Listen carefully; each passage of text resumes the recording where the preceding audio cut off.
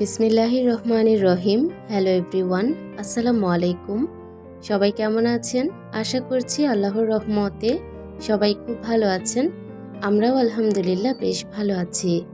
বরাবরের মতো আজও আরও একটি ডেইলি ভ্লগ নিয়ে হাজির হয়েছি। আশা করব পুরো ভিডিওটা জুড়ে থাকবেন।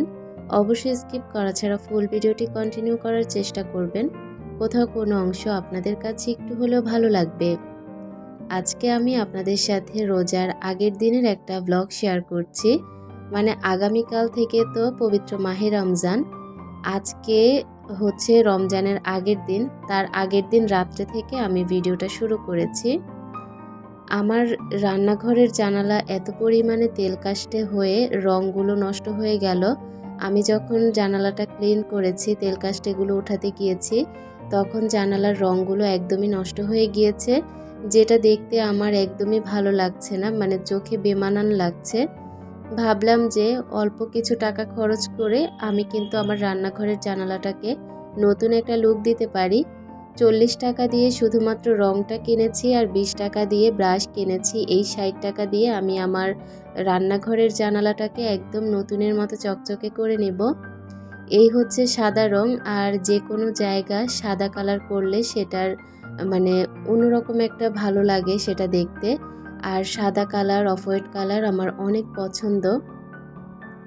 আমাদের বাসা যখন রং করে তখন আসলে বুঝতে পারিনি যে বাসাটা সাদা কালার করলে আরও বেশি ভালো লাগতো।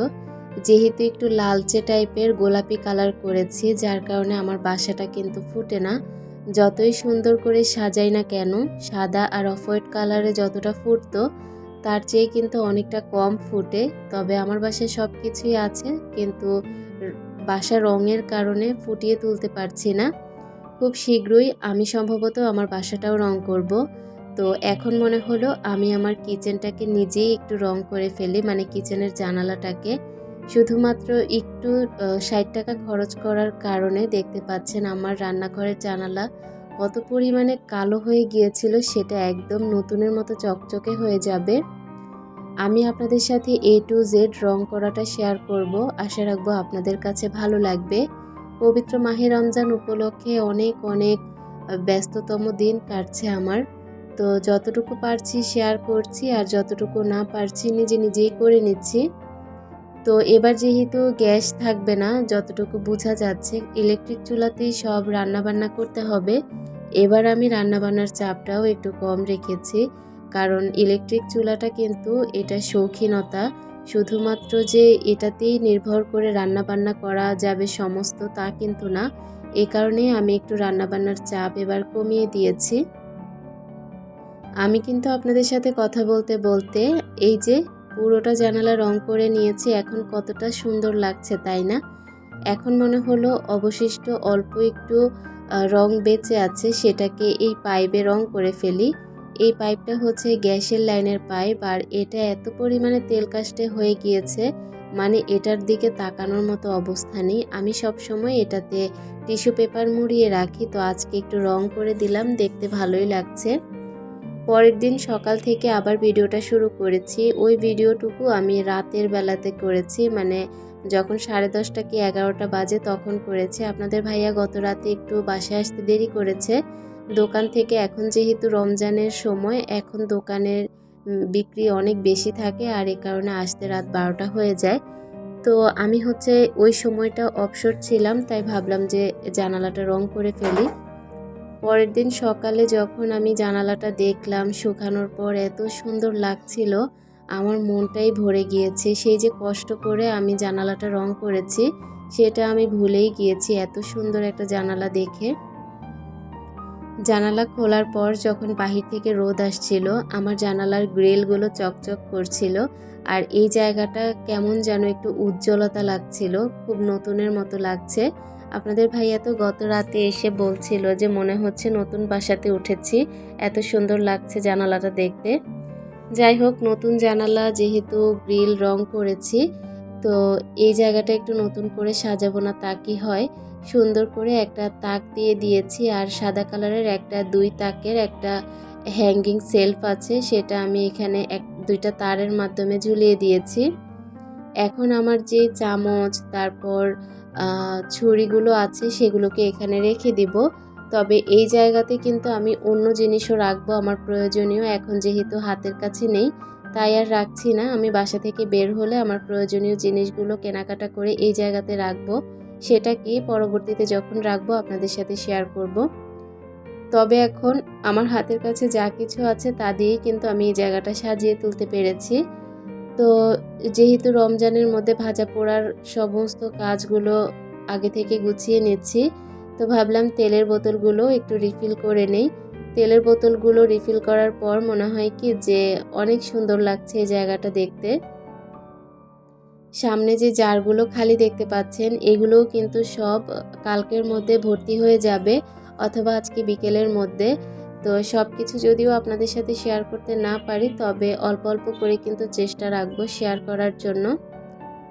আপনাদের ভাইয়া গতকালকে খেজুর নিয়ে এসেছে। খেজুর যেহেতু আমাদের দোকানেই আছে, তো এখানে আমি বিভিন্ন রকমের খেজুর অল্প অল্প করে নিয়ে আসব। তবে আপনাদের ভাইয়া বলেছে 1 কার্টুন নিয়ে আসতে। আমি বলেছি যে না, সব রকমের মনে করেন যে 8 রকমের খেজুর তারা বিক্রি করছে। তো আমি বলেছি যে 8 রকমের খেজুর আমাকে অল্প অল্প করে দিবা, কোনো সমস্যা নেই, তবে একটা খেজুর আমি খাবো না, 1 রকমের খেজুর। তো ওভাবে করেই অল্প কিছু খেজুর এনেছি। এই খেজুরটা কিন্তু অনেক দামি একটা খেজুর আর খেতেও খুবই সুস্বাদু। আগামীকালকে যেহেতু রমজান, ভাবলাম যে অনেকগুলো বুট একসাথে সেদ্ধ করে ফেলবো, এই কারণে ভিজিয়ে দিলাম।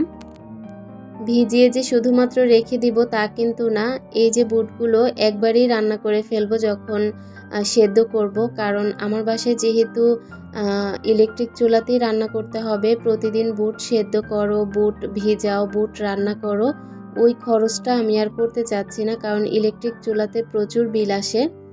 তো ভাবলাম যে একবারে রান্না করে বক্সে করে করে ফ্রিজে রেখে দিব, আর এক এক দিন এক এক বক্স নামিয়ে খাওয়া যাবে, এরকম করেই আসলে চলতে হবে, কিছু করার নেই। তো ভিজিয়ে দিয়েছি, ভিজতে ভিজতে বিকেল হবে, আর তখন সন্ধ্যার পর আমি বুটগুলো সেদ্ধ বসাবো। আর তেলের একটা প্লাস্টিকের জার আছে, তো এই জারটা আমি এখন একটু গরম পানিতে ভিম লিকুইড দিয়ে তারপর ভিজিয়ে নিচ্ছি। আর একটা আর্টিফিশিয়াল ফ্লাওয়ার আছে, এটা হচ্ছে রান্নাঘরে ছিল, তো কোন কোনায় যে পড়েছিল এটা খেয়ালই করিনি, মানে চোখেই পড়েনি, আর এত পরিমাণে তেল কাস্টে হয়ে গিয়েছে। তো এটাকে ভালো করে একটু গরম পানিতে ভিজিয়ে রেখেছি। এগুলো সব এখন আর করব না, এগুলো সব করব রাতে।